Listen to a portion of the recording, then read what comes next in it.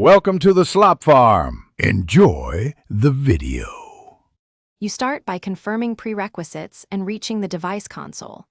You have admin credentials and a serial or SSH connection ready, and you back up the existing configuration so you can recover if needed.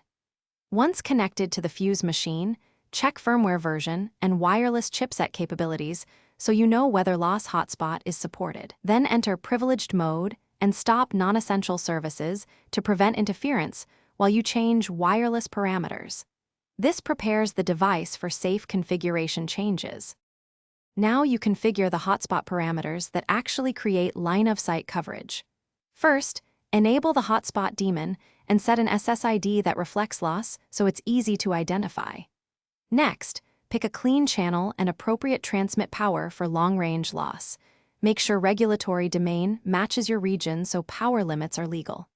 Configure DHCP range and captive portal behavior. Then harden the network with WPA2 or WPA3 authentication. Once done, commit the changes and write them to persistent storage so settings survive a reboot. Finish by restarting the wireless subsystem and verifying that the loss SSID is visible from the intended vantage points. You should perform connectivity tests.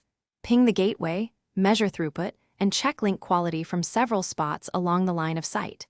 Make small iterative adjustments to antenna orientation, channel, and power until metrics look stable.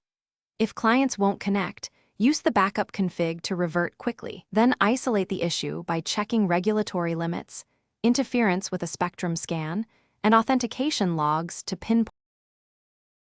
Thanks for watching. Consider subscribing if we helped you today.